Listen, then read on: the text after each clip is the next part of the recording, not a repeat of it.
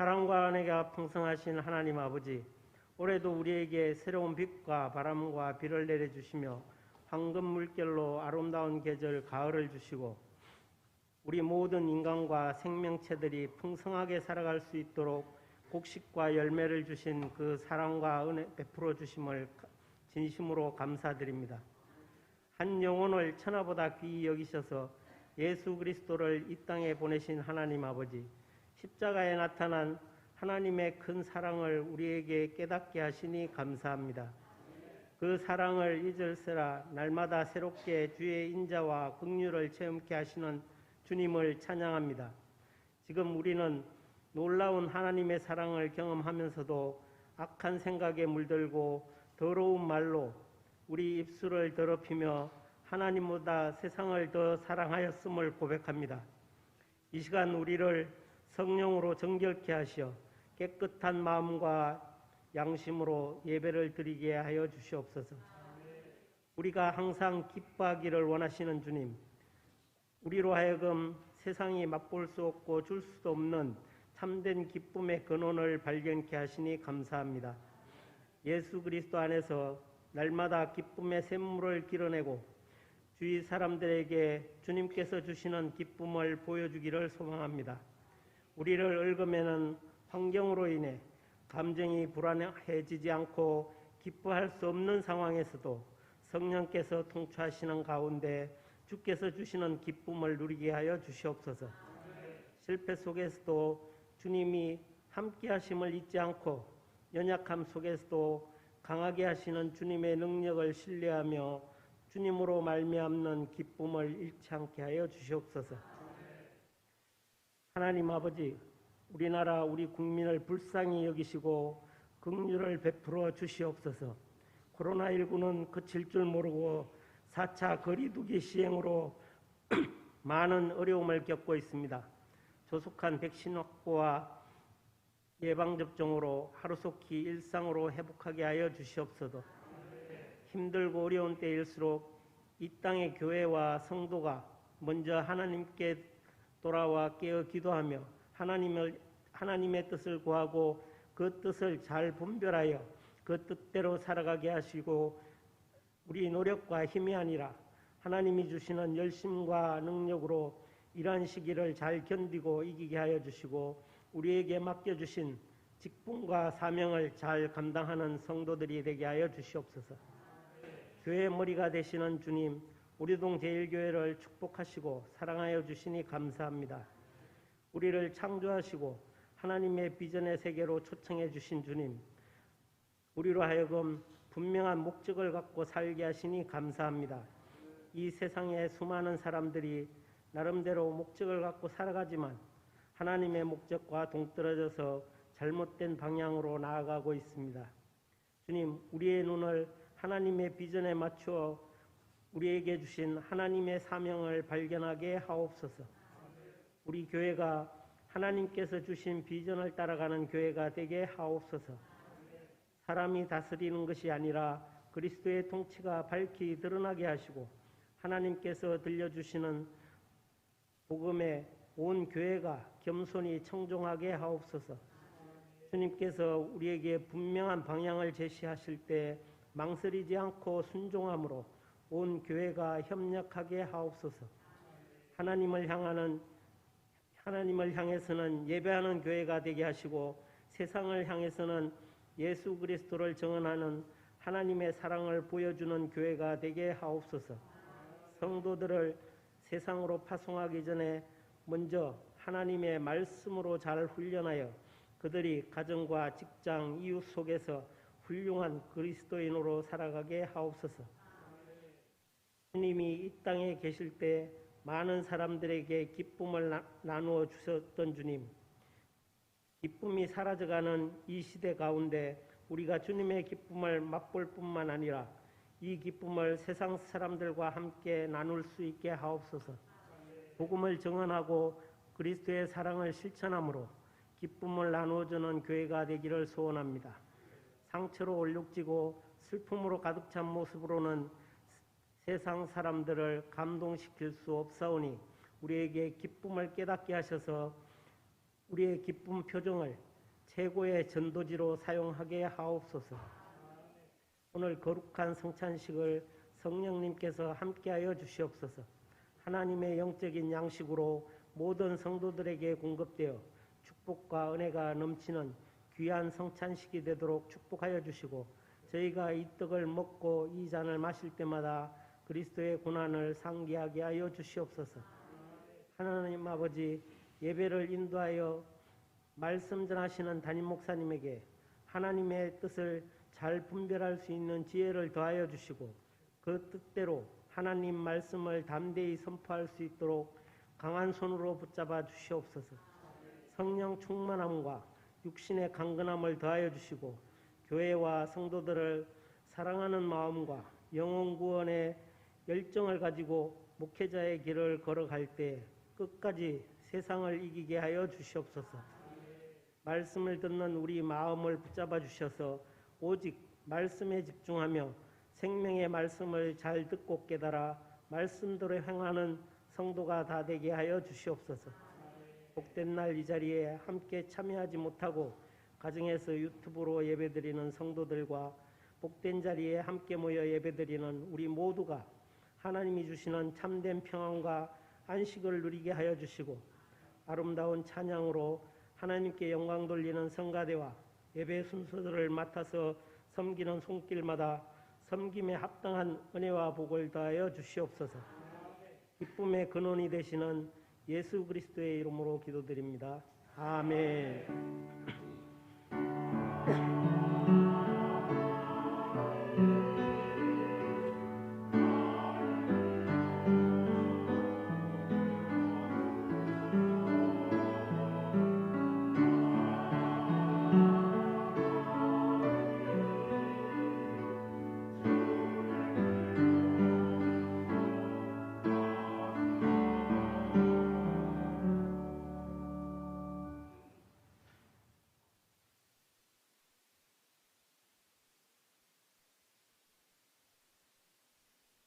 오늘 우리에게 주신 하나님의 말씀은 야고보서 2장 1절에서 9절 말씀, 제가 가진 성경 372편입니다.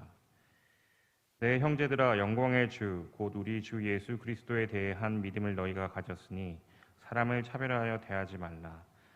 만일 너희 회당에 금 가락지를 끼고 아름다운 옷을 입은 사람이 들어오고 또 남루한 옷을 입은 가난한 사람이 들어올 때 너희가 아름다운 옷을 입은 자를 눈여겨보고 말하되 여기 좋은 자리에 앉으소서 하고, 또 가난한 자에게 말하되 너는 거기 서 있든지 내 발등상 아래에 앉으라 하면 너희끼리 서로 차별하며 악한 생각으로 판단하는 자가 되는 것이 아니냐. 내 사랑하는 형제들아, 들을지어다. 하나님이 세상에서 가난한 자를 택하사 믿음에 부유하게 하시고 또 자기를 사랑하는 자들에게 약속하신 나라를 상속으로 받게 하지 아니하셨느냐. 너희는 도리어 가난한 자를 업신여겼도다. 부자는 너희를 억압하며 법정으로 끌고 가지 아니하느냐.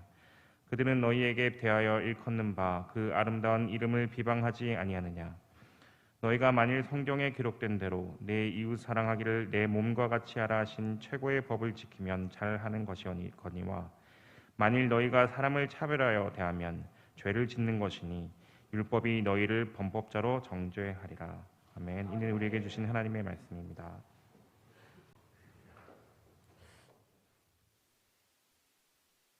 제가 예배를 인도할 때 버릇이라 그럴까, 습관이라 그럴까, 아니면 영적인 감각이라 그럴까, 이렇게 예배가 시작이 되어져서 쫙 진행되어지면서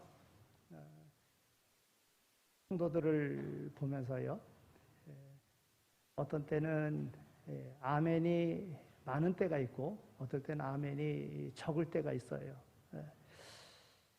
그러면 아멘이 적을 때는 우리 성도들이 많이 지쳐 있구나 이런 생각을 하고, 아멘이 많을 때는 세상에서 승리하고들 오셨구나 하고 제가 새 힘을 얻습니다. 근데 오늘 일부 예배 때는 아멘이 적어가지고 제가 조금 힘들었어요. 근데 오늘 2부 때는 아멘들을 많이 하셔서 또 세상에서 승리하고 오신 분들이구나 하는 이런 생각을 갖게 되었습니다. 오늘 승리하고 오신 분들이 줄로 그렇게 믿습니다. 또 삶 가운데서도 늘 승리하는 삶을 살아가는 모두가 다 되시기를 소망합니다. 그럼 일부 예배 드린 사람들은 다 그러면은 또 정말 승리 안 하고 온 사람일까? 또 분명히 누군가 가서 전할 텐데 일부 예배는 또 아멘이 없었어? 뭐 이런 것도 물어보고 그러실 터인데 요새 세상 비밀이 없잖아요. 예, 그래서 근데 꼭 그런 건 아니고 속으로 겉으로 표현은 하지 않지만 속으로 다 아멘들 하시고 또 소망을 안고 그러셨을 것으로 그렇게 믿습니다. 오늘 말씀이 사람을 외모로 보고 취하지 말라 하는 거예요. 이게 아멘 한다고 다 믿음 좋은 거 아니고 또 아멘 안 했다고 다 믿음 없는 거 아니고 그러니까 외모를 보고 취하지 말라 이제 이랬는데 그렇다고 또 이제 또 그러면 아멘 또 안 하시고 그러시면은 안 되시고요. 아멘하여 하나님께 영광을 돌린다 그랬어요. 예. 옛날에 우리 믿음의 선진들은 하나님 앞에 영광 돌리기 위해서 순교의 길까지 갔거든요. 하나님의 영광이 되기 위해서. 근데 성경은 우리에게 아멘하여 하나님께 영광을 돌린다. 얼마나 쉬운 길을 우리에게 주셨습니까? 그래서 아멘해서 하나님 앞에 영광 돌리는 삶의 승리자들이 다 되시기를 소망합니다. 사람들이 모인 사회 공동체에는 항상 차별이 있습니다. 그것이 외형적인 것을 가지고 차별을 합니다. 출신 지역이 어디냐에 따라서 너 전라도 사람이냐? 너 경상도 사람이냐? 그래가지고서는 그 출신에 따라서 그 사람은 나쁜 사람이다. 그 사람은 좋은 사람이다. 이렇게 외형적인 것을 가지고 판단하는 경우가 있습니다. 뭐 누구도 예외는 아닙니다. 또 어떤 사람은 학벌을 가지고 따지는 사람이 있어요. 얼마큼 배웠느냐? 어느 학교 나왔느냐? 이런 거에 따라서 사람을 구별하는 경우도 있습니다. 어떤 사람은 혈연 관계 속에서 차별하는 그러한 경우도 있습니다. 어떤 성씨는 쌍놈 성씨니까는 뭐 그 사람들하고는 사귈 필요 없다. 뭐 이렇게 생각하는 사람들도 없지 않아 있습니다. 어떤 경우에는 재력에 따라서 그가 부자냐 가난하냐 이런 외형적인 것을 가지고 판단하는 경우도 있습니다. 제가 그 교생 실습 이렇게 나갔을 때에 그 옆에 그 가까운 학교가 하나 있었는데 그 고등학교는 군인 가족들이 그러니까 군인 가족들을 중심으로 세워진 학교라는 거예요. 근데 그 학생들이 친구를 사귈 때 영광급은 영광급끼리 사귀고 위관급은 위관급끼리 사귀고 그렇게 친구들이 그렇게 사귄다는 거예요. 장관급은 장성들은 장성급끼리의 친구들로 삼는다는 거예요. 여러분 친구가 우리 아버지가 별자리니까는 나는 별자리 친구만 사귀어야 된다. 이건 다 외형적인 것 가지고 하는 거라는 거예요. 이렇게 외형적인 것 가지고 차별하는 경우가 많이 있습니다. 많지는 않지만 이제는 많이 좋아졌지만 장애인을 무시하던 때도 있었어요. 인정하지 않고 배려하지 않았던 때도 있었어요. 환자들을 병약한 이들을 잘 대우하지 않는 그런 때도 있었어요. 이제는 많이 좋아졌지요. 그러나 아직도 세상 가운데는 그러한 외형적인 것을 가지고 차별하는 경우가 많이 있다는 거예요. 몇 평 아파트에 사느냐, 빌라에 사느냐, 뭐 임대주택에 사느냐, 전세에 사느냐 이런 것을 가지고 사람을 판단하는 외형을 가지고 판단하는 경우가 많이 있다는 것이지요. 근데 성경은 오늘 우리에게 뭐라고 말하느냐 하면 오늘 1절에 있는 말씀을 보니까 사람을 외모로 취하지 말라 그랬어요. 명령합니다. 사람을 외모로 취하지 말라. 아주 단호한 말씀인 것이에요. 한마디로 그 외적인 것으로 사람을 차별하지 말라고 하는 것이지요. 그러니까 더욱 우리 그리스도인들은 그 외적인 것으로 사람을 판단하는 일에 휩쓸리지 말아야 합니다. 그리고 예를 들어서 그 당시에 있었던 상황이 어떤 상황인가를 말씀해 줍니다. 내 사랑하는 형제들아 들을지어다. 하나님이 세상에서 가난한 자를 택하사 믿음에 부요하게 하시고 또 자기를 사랑하는 자들에게 약속하신 나라를 상속으로 받게 하지 아니하셨느냐. 너희는 도리어 가난한 자를 업신여겼도다. 부자는 너희를 억압하며 법정으로 끌고 가지 아니하냐 그랬어요. 그러니까 외형을 보고 차별하지 말아야 되는 이유는 하나님께서 모든 이들을, 가난한 자들을 특히 택하셔서 그들을 부요하게 하셨다. 여러분, 이 부요는 세상적인 물질의 부요가 아니라 믿음으로 인하여 하나님의 자녀가 됨으로 인하여 하나님의 나라를 상속받는 이 부요함이라는 거예요. 세상의 어떤 것과도 비교할 수 없는 그 부요함을 주셨다는 것이지요. 그러니까 이런 부요한 자들을 너희가 외형을 보고 판단하지 말라고 하는 거예요. 그러면서 너희 부자들은 어떠하냐? 권세 있는 자들은 어떠하냐? 도리어 너희들을 끌어다가 법정으로 끌고 가지 아니하느냐? 이렇게 지금 이야기하고 있는 것입니다. 여러분, 우리 속담에도 보면은요, 보기 좋은 떡이 맛있다 이런 말이 있어요. 그렇죠? 어떤 것을 먹는다고 그랬을 때에 그 미관상 보기 좋은 것이 맛있는 경우가 많이 있습니다. 그래서 요리를 해도 요리도 맛있게 그 그릇과 더불어 맛있게 해야지만이 정말 맛 없는 것도 맛있게 먹는 그런 경우들이 많이 있지요. 여러분, 수박을 고를 때에 어느 것이 잘 익은 것이고 어느 것이 맛있는 것인가? 우리는 그 외형의 그런 것을 우리는 알고 있습니다. 줄무늬가 뚜렷해야지만이 되고 꼭지가 싱싱해야지, 그래야 바로 잘 익은 것이다 이렇게 하죠. 여러분, 콩나물을 살 때 어떤 콩나물을 삽니까? 생선을 살 때 어떤 것을 삽니까? 생선을 살 때는 눈알이 좀 또렷하고 아가미를 이렇게 제쳤을 때 아가미가 빨개야지만이 그래도 싱싱한 생선이다 이러고 사지 않습니까? 콩나물을 살 때는 어떻습니까? 길고 뚱뚱하고 윤기 나고 이런 것을 사야 된다 이렇게 생각을 합니다. 그래서 제가 이렇게 이야기하면, 목사님 그거 천만에요? 아닙니다. 다 아실 거예요. 저도 그 얘기를 하려고 그러는 거예요. 여러분, 콩나물이 굵고 길고 뿌리가 별로 없는 것은 농약치고 기른 거기 때문에 그거는 안 좋다고 사람들이 다 알고 있어요. 보기에 좋다고 다 좋은 게 아니에요. 콩나물을 살 때는 콩나물은 뿌리가 많고 좀 길이도 길지도 않고 이런 것이 자연적으로 기른, 농약 주지 않고 그리고 기른 것이라 다 알고 있는 거예요. 야채를 살 때도 어떠합니까? 사람들은 보기 좋은 것을 사는 경우가 많아요. 그런데 야채를 길러본 사람들은요, 그냥 못 기른다는 걸 다 압니다. 그래서 벌레 먹은 그런 야채들이 그래도 유기농으로 그래도 농약을 안 치고 기른 거라 이렇게 생각을 하고, 그래도 지혜로운 사람들은 외형을 보지 아니하고 그 자라난 기른 것을 보고 벌레 먹은 것들을 주로 산다는 거예요. 그럼 과일도 마찬가지입니다. 얼마나 많이 농약을 치는지 모릅니다.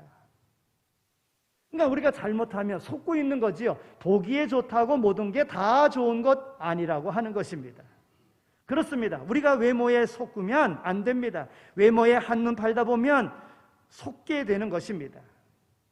우리는 하나님의 말씀을 기억하고 하나님의 말씀에 따라서 외모를 보는 것이 아니라 그 내면을 보고 우리가 사람을 대할 수 있는 이러한 지혜로운 자가 되어야 된다 하는 것입니다. 여러분, 외모를 보고 속게 되면 어찌 됩니까?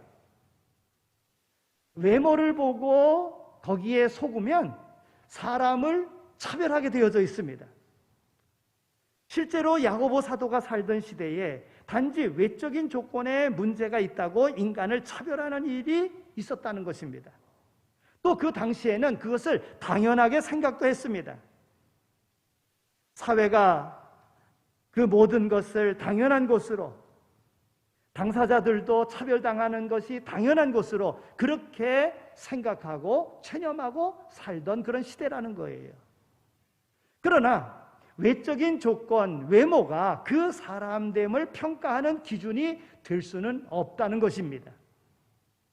그 사람이 이방 사람이라고, 그 사람이 여자라고, 그 사람이 어린아이라고, 육체적으로 결함이 있기 때문에, 질병이 있기 때문에 이렇게 그 사람을 외적인 것으로 평가해서는 안 된다고 하는 것입니다. 외적인 조건이 그 사람을 구별하는 기준이 될 수 없기 때문에 그런 것입니다.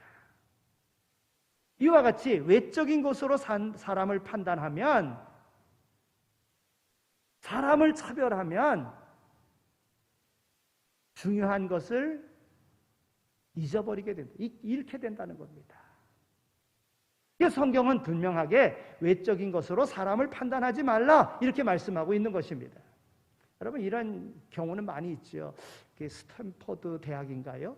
그 대학이 세워지게 된 그런 어떤 사람이 아주 부자인데 허름하게 우리 인생에 이렇게 부자가 됐으니까는 우리가 이제 이 인생을 하면서 우리 모든 재산을 대학에다 기부하자. 그래서 최고로 좋다고 하는 대학 가가지고 기부하려고 했더니 그 학장이 만나주려고도 하지 않고 그 허름한 노인 부부를 보고서 이 사람들이 기부한다고 해 뭐 얼마나 하겠는가 하고 외면했다는 거예요. 그래서 이 대학은 아닌가 보다. 그래가지고 다른 대학에 가가지고 기부를 했다는 거예요. 그래서 그 대학이 이렇게 세워졌다. 이런 예도 있어요.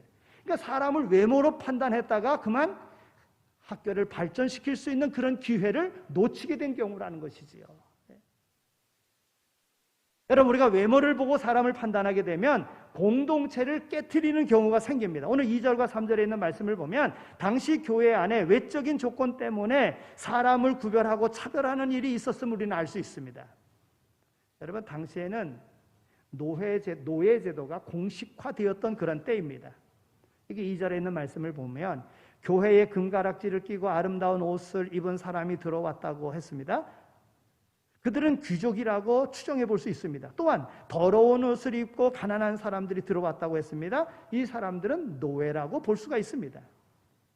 여러분, 그런데 교회에 들어와서 귀족과 또한 노예가 교회에 들어오면 모두가 다 한 형제요 한 자매이기 때문에 함께 예배드릴 수 있는 것입니다. 그런데 야고보 사도가 볼 때 교회 안에서는 금가락지 끼고 온 사람은 좋은 자리에 앉으라고 그러고 허름하게 노예와 같은 사람들은 그 외형을 보고서는 그냥 우리 발등상 발을 이게 발 짚고 있는 그러한 발 디딤돌이라든지 아니면 밖에서든지 아니면 서서 예배드리라고 그렇게 했다고 하는 거예요. 이것은 옳지 않다는 거예요.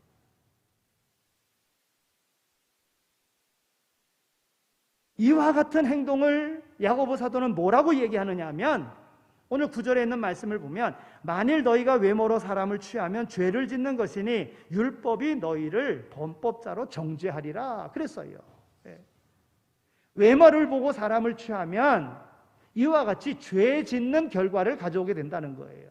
여러분, 그러니까 오늘 하나님의 말씀을 비춰봤을 때에 우리가 교회에 다양한 사람들이 오지 않습니까? 그 사람들을 차별하면은 죄 짓는 일이라는 거예요. 죄 짓는 일. 이따 말씀을 드리겠습니다만은 여러분, 율법을 어기는 죄는 어떤 벌을 받느냐 하면 돌로 쳐 죽이라는 거예요. 돌로 쳐 죽이라고. 그러니까 사람을 차별하면 외모를 보고 사람을 차별해가지고 서서 예배 드려라 아니면 들어오지 말라 아니면 네가 알아서 하라 하고 관심 가져주지 않으면 돌로 쳐 죽임을 받는 그런 죄를 짓는 결과가 오게 된다는 것이지요. 여러분, 그뿐이겠습니까? 교회 공동체 안에서 이와 같은 일이 서로 사람들 가운데 파별을 일으켜서 교회가 문제가 되는 거야. 깨어지는 결과가 초래하게 된다는 것이지요. 교회는 절대로 외모를 보고 사람을 판단하는 일이 있어서는 안 될 것입니다. 오늘 말씀에서 분명히 말씀하는 것은 모든 사람, 가난한 자를 하나님께서 택하셔서 그로 구원받게 하시고 그로 하여금 부요한 자가 되게 하시지 않느냐 하는 거예요.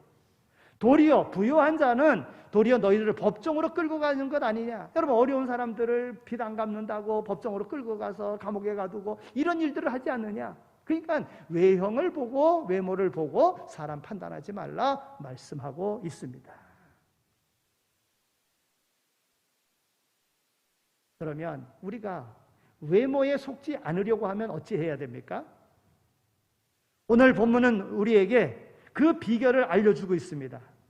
1절에 있는 말씀을 보면 영광의 주 예수 그리스도를 믿는 믿음을 받았으니 사람을 외모로 취하지 말라. 여러분, 다른 사람들과는 달리 우리 그리스도인들은 예수 그리스도를 믿는 이 믿음이 있기 때문에 외모에 속아서 사람을 차별하는 일을 해서는 안 된다고 하는 거예요. 그러면 누구를 외모를 보고 사람을 차별하는 사람은 믿음이 없는 사람임을 우리는 알 수 있습니다. 그러니까 우리는 믿음 없는 사람이 아니라 믿음 있는 자가 되어야 되는 거예요. 사람을 차별하면 안 되는 거예요.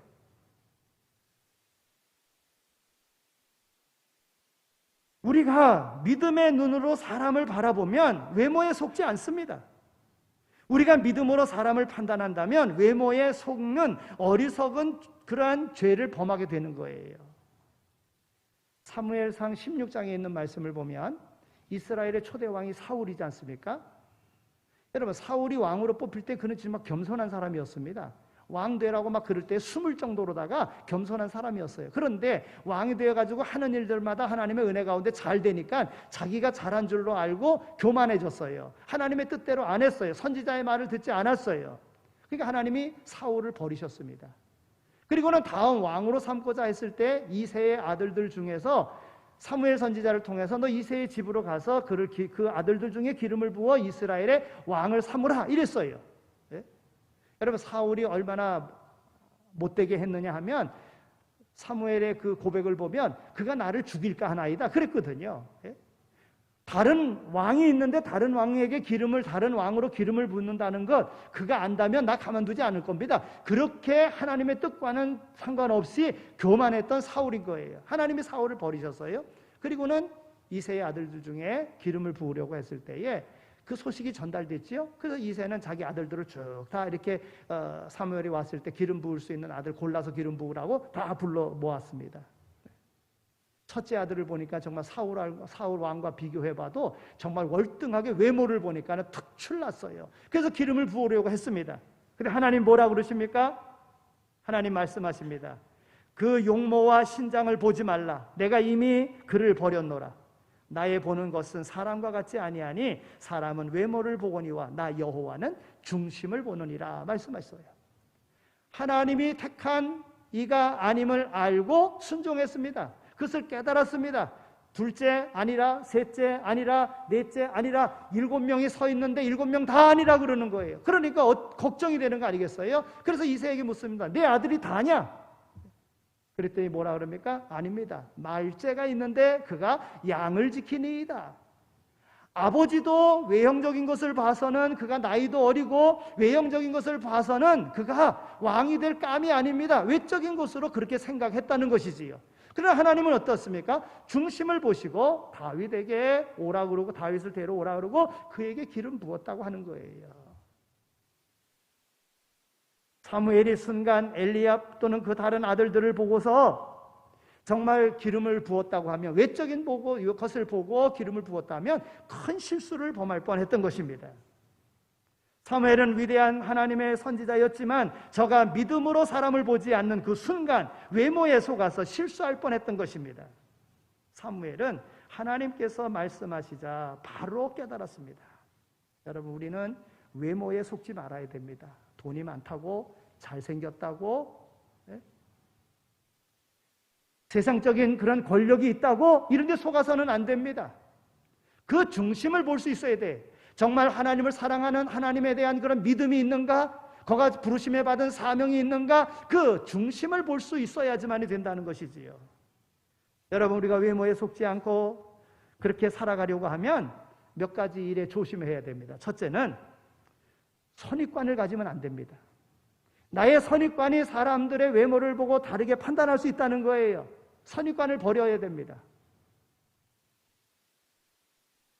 이 선입관이 우리의 눈을 가로막습니다.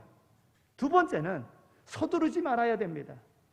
조급함 때문에 믿음으로 차분하게 판단할 시간을 얻지 못하면 우리는 실수할 수 있습니다. 세 번째는 세상 기준에 휩쓸리면 안 됩니다. 남들이 다 한다고 따라하면 하나님의 시각을 놓칠 수가 있습니다. 그래서 세상적인 기준으로 봐서는 안 돼요. 그럼 무슨 기준으로 봐야 됩니까? 하나님의 말씀으로 봐야 된다는 거예요. 하나님의 말씀 오늘 분명하게 외모를 보지 말라고 말씀하고 있는 거예요. 네 번째는 온정에 끌려서는 안 됩니다. 정 때문에 나와의 그 기존의 그런 인연 때문에 사람을 판단하다 보면 중심을 볼 수 없게 되는 경우가 있는 거예요. 그래도 함께했던 세월이 얼마인데 여러분 잘못됐다고 하면 그런 정에 끌려서 우리가 바로 볼 수 있는 그 중심을 놓쳐서는 안 된다는 것이지요. 다섯 번째는 기도해야 됩니다. 우리는 연약해서 믿음으로 판단하기가 힘듭니다. 성령께 우리는 감동을 받아야지만이 되는 거예요. 성령께서 감동하셔야지만이 믿음으로 판단할 수 있는 거예요. 그래서 기도해야 됩니다. 항상 기도해야 되는 거예요. 항상. 이것이 습관화되어야 돼요. 우리의 몸에 배어져 있어야 됩니다. 사랑하는 성도 여러분, 우리는 사람들과 더불어 함께 살아갑니다. 그래서 사람들을 제대로 볼 줄 아는 눈이 필요합니다. 외모에 속으면 안 됩니다. 외모에 속으면 사람을 차별하게 됩니다. 외모에 속으면 공동체를 깨트리게 됩니다. 외모에 속으면 죄를 짓게 된다고 하는 것입니다. 그러면 우리가 외모에 속지 않으려면 믿음의 눈이 필요하지 않겠습니까? 그러면 믿음의 눈으로 사람의 중심을 볼 수 있어야 되는데, 그러면 그 믿음의 눈, 하나님께서 우리에게 말씀하신 그 계명, 이것이 무엇이겠습니까? 오늘 야고보 사도는 8절과 9절에서 사람을 차별하지 말라고 권면하면서 사랑이라고 하는 최고의 계명을 말씀하고 있습니다. 너희가 만일 성경에 기록된 대로 내 이웃을 사랑하기를 내 몸과 같이 하라 하신 최고의 법을 지키면 잘하는 것이거니와, 만일 너희가 사람을 차별하여 대하면 죄를 짓는 것이니 율법이 너희를 범법자로 정죄하리라 그랬습니다. 야고보 사도가 이 편지를 쓸 때 그때 성경이라고 하는 것은 구약의 성경이었습니다. 여기 성경에 기록된 대로 했을 때에 이 성경은 레위기 19장 18절에 있는 말씀입니다. 그 말씀의 내용은 이렇습니다. 원수를 갚지 말며 동포를 원망하지 말며 내 이웃 사랑하기를 내 자신과 같이 하라 그랬습니다. 또 최고의 법이라고 그랬을 때에 이 최고의 법이라고 한 것을 직역하면 왕의 율법입니다. 여러분, 왕의 법은요, 그 당시의 법이었습니다. 왕의 명령은 그 당시의 법이었습니다. 어길 수가 없는 것이었습니다. 즉 하나님의 말씀인 하나님의 최고의 법이다. 당시 시대적인 상황으로 왕이 명령한 왕의 그런 법이다. 어길 수 없는 것이다. 이것이 뭡니까? 이웃을 내 몸과 같이 사랑하라 하는 법이라는 것이지요. 이웃 사랑하기를 내 몸과 같이 하라 하신 이 말씀은 다른 모든 계명보다도 윗자리에 있는 법이라는 거예요. 그러니까 야고보는 오늘 본문 조금 뒤인 그 13절에 있는 말씀에서 긍휼을 행하지 아니하는 자에게는 긍휼 없는 심판이 있으리라. 긍휼은 심판을 이기고 자랑하느니라 그랬어요. 곧 사랑이 주님의 최후의 심판대에서 우리가 살아남게 하는 가장 중요한 기준이 될 것임을 강조하고 있는 것입니다. 여러분, 하나님은 사랑이십니다. 하나님의 사랑이 예수 그리스도를 통해서 우리에게 나타났습니다. 얼마나 사랑하셨습니까? 독생성자 아들 예수 그리스도를 나를 구원하기 위하여 십자가에서 죽게끔까지 만든 그 사랑이라는 거예요. 이 사랑을 받은 자가 바로 부요한 자요, 이 사랑을 받은 자가 다 동일한 한 공동체의 형제 자매라고 하는 것입니다. 그런데 야고보 사도가 볼 때에 교회 공동체 안에 외형을 보고 차별하는 일들이 생겼다는 거예요. 그리하지 말라는 겁니다. 여러분, 예수님께서도요, 마태복음 25장에서 이웃 사랑해야 될 것을 말씀하실 때에 내가 줄일 때 먹을 것 주었고 헐벗었을 때 입을 것을 주었고 그랬어요. 그러니까 우리가 언제 그렇게 했습니까? 그럴 때 예수님이 뭐라고 말씀하시냐면 내 이웃에게 한 것이 곧 내게 한 것이니라. 주님께서 그렇게 말씀하셨습니다. 또한 반대로 그와 같은 일을 행하지 아니한 사람들, 이웃에게 행하지 아니한 사람들에게는 저주를 받을 자들아, 나를 떠나 마귀와 그 사자들을 위하여 예비된 영원한 불에 들어갈지어다 말씀하셨어요. 그러니까 야고보는 또한 그런 차별을 하는 자들에 대해서 말하기를 만일 너희가 사람을 차별하며 대하면 죄를 짓는 것이니 율법이 너희를 범법자로 정죄하리라 그랬어요. 그러니까 이웃 사랑을 실천하지 아니하면, 사랑으로 이웃을 돌보지 아니하면 너희가 죄를 짓는 자가 된다고 말씀하고 있는 거예요. 여러분, 그러니까 이웃 사랑이 얼마나 중요한 겁니까? 사랑을 실천하는 것이 얼마나 중요한 겁니까? 사람을 외모로 취하여 외모를 보고서 판단하는 것이 얼마나 위험한 것입니까? 한 율법사가 예수님에게 와가지고 제일 되는 계명이 무엇입니까? 라고 물었어요. 그럴 때 예수님께서 말씀하시기를 내 마음을 다하고 목숨을 다하고 뜻을 다하여 주 너희 하나님을 사랑하라 하셨으니 이것이 크고 첫째 되는 계명이요 둘째는 그와 같으니 내 이웃을 내 자신과 같이 사랑하라 하셨으니 이 두 계명이 온 율법과 선지자의 강령이니라. 이렇게 예수님께서 말씀하셨습니다. 여러분, 사도 바울도요 로마서 13장 10절에서 사랑은 율법의 완성이니라 말씀했어요. 또 갈라디아서 5장 14절에서도 온 율법은 내 이웃을 사랑하기를 내 자신과 같이 하라 하신 한 말씀에서 다 이루어졌느니라. 그렇게 말씀하고 있습니다. 그리고 야고보 사도가 말하는 거예요. 야고보 사도, 만일 너희가 사람을 차별하여 대하면 죄를 짓는 것이니 율법이 너희를 범법자로 정죄하리라 그랬어요.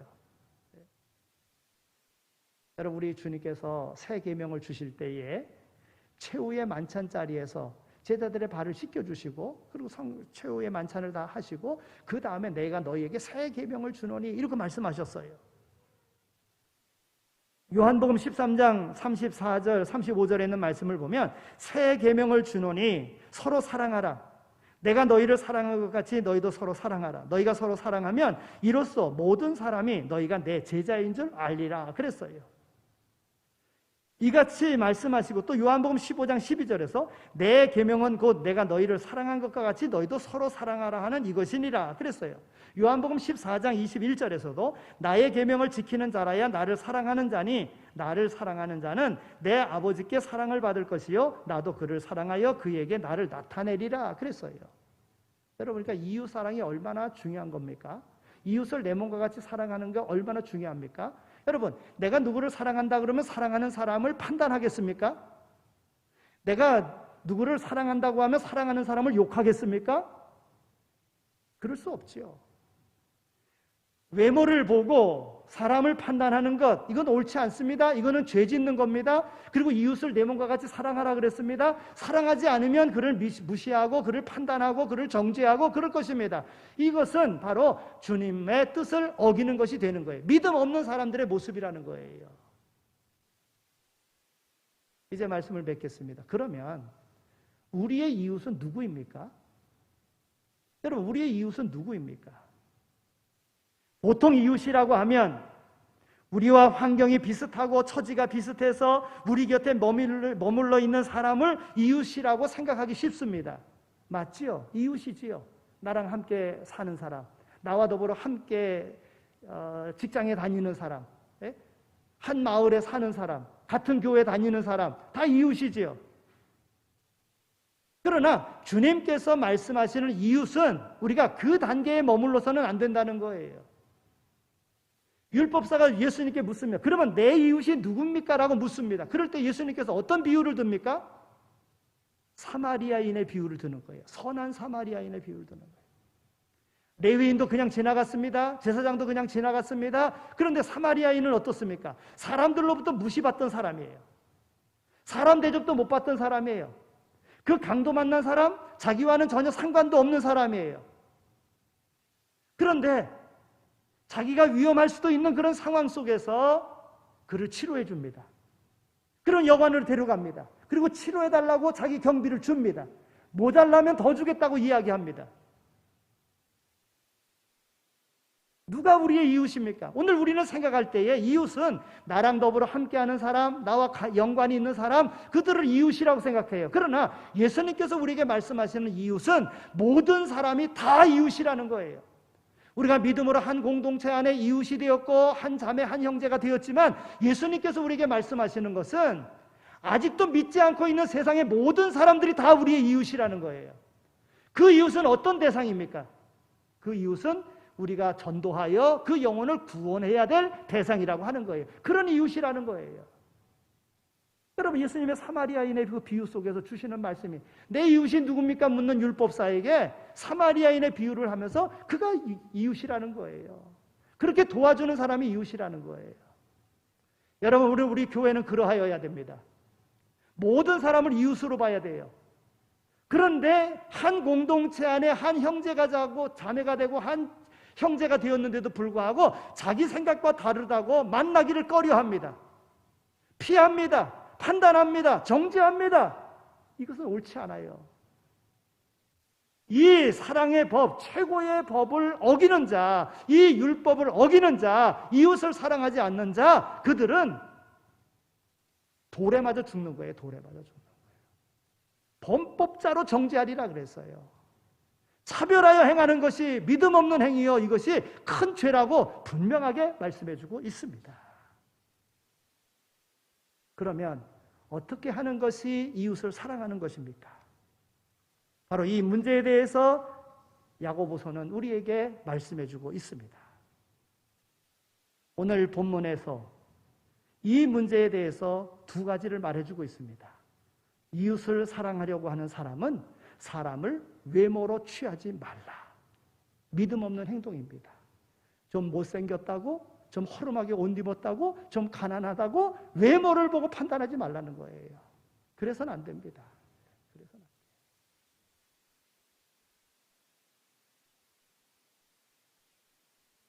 오늘 본문에서 주는 대로 그 사람의 옷 입은 모습, 액세서리를 보고 사람을 판단하는 것 옳지 않습니다. 여러분, 옛날에는요, 양반과 쌍놈이 옷 입는 게 달랐습니다. 구별이 분명했어요. 벼슬이 있는 사람하고 벼슬 없는 사람의 옷이 달랐습니다. 구별이 분명했습니다. 당연하려니 그렇게 생각하고 그렇게 살았습니다. 그러나 성경은 오늘 우리에게 그것이 옳지 않다고 말씀해주고 있는 것입니다. 아직도 세상 가운데는 이런 차별이 많이 있습니다. 외형적인 것 가지고 차별하는 경우가 많이 있어요. 교회가 막 이렇게 개척되어지고 그럴 때 목사님들이 주로 모는 차는요, 봉고차예요, 봉고차. 교인들 데리고 호텔에 가면은요, 본체 만체 합니다. 아는 체도 안 합니다. 그래서 어떤 목사님은 좀, 그래도 목사인데 좀 좋은 차 달라고 이러는 목사님도 없잖아요. 있었어요. 네. 봉고차? 아는 체도 안 해요. 그리고는 저 뒤에 갖다 대라 그래요. 안 보이는 데다 대라 그래요. 그런데 외제차 몰고 딱 오면 어떡합니까? 문 탁 열어주고요. 키 달라고 그러고 탁 주차시켜주고 그리고 탁 들어가게 만듭니다. 여러분, 우리는 알게 모르게 우리의 삶 속에 외형을 보고 판단하는 경우가 많이 있어요. 여러분 다 운전하지 않습니까? 운전하다가 신호등에 딱 이렇게 걸려서 섰어요. 근데 그 앞에 티코차가 있어요. 신호가 바뀌었어요. 근데 좀 늦게 출발하네요. 그럼 어떡합니까? 바로 크락션을 누릅니다. 티코차니까 우습게 봤다는 거예요. 근데 외제차가 있어요. 똑같은 상황이에요. 신호가 바뀌었어요. 가야 돼요. 안 가고 있어요. 그럼 외제차를 향해서 크락션 누릅니까? 참아줘. 기다리고 있어요. 이게 다 외형을 보고 판단하는 거예요. 이러면 안 된다는 겁니다. 세상이 그렇다 할지라도 우리 그리스도인들은 세상에 살면서 사람들을 보고 대할 때에 외형을 보고 그가 부유하냐, 그가 힘이 있느냐 이런 걸 보고 할 것이 아니라 모든 사람에게 동일하게 친절하게 사랑으로 대하여야지만이 된다 하는 것입니다.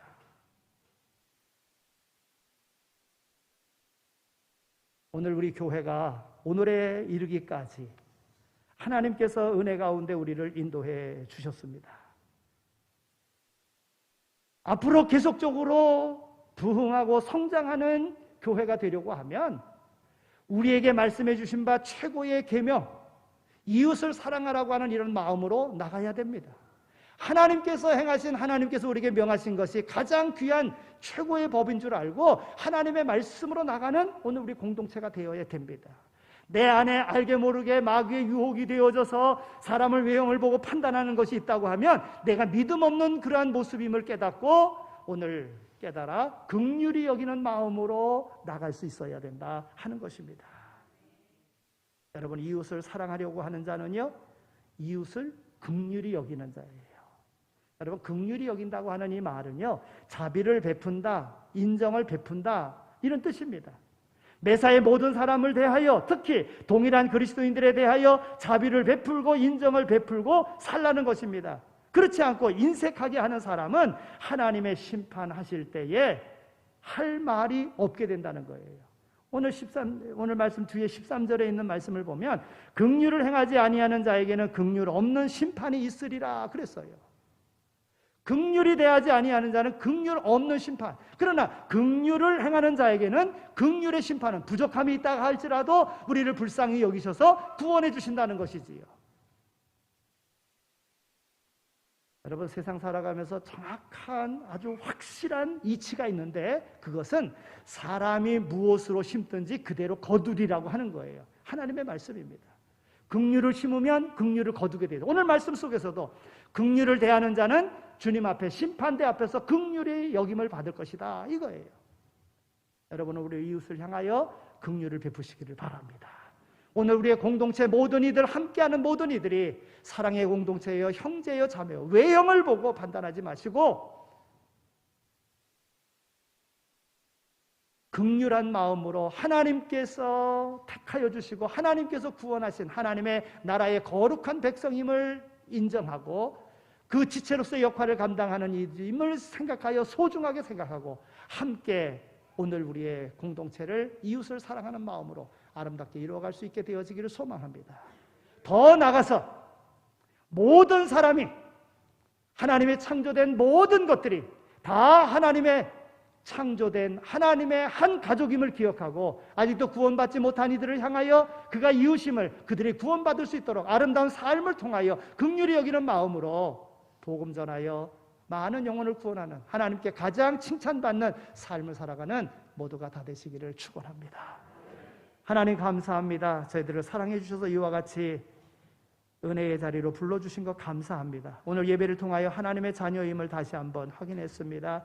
또한 하나님의 거룩한 백성이며 하나님의 사명자임을 깨달았습니다. 이제 주신 말씀대로 세상 가운데 살아가게 하여 주옵소서. 그리고 우리의 믿음이 하나님께 인정받는 믿음이 되게 하여 주옵소서. 예수 그리스도의 이름으로 기도드립니다. 아멘. 이제는 우리 주 예수 그리스도의 은혜와 하나님 아버지의 극진하신 사랑하심과 성령님의 위로하시고 교통하심이 우리를 부르셔서 우리에게 귀한 사명을 맡겨주시고 그 귀한 사명 감당할 수 있도록 능력 주신 은혜에 감사하며 세상으로 나가는 이 자리에 참여한 모든 이들 가운데 이제로 영원히 함께 하시길 간절히 축원하옵나이다. 아멘.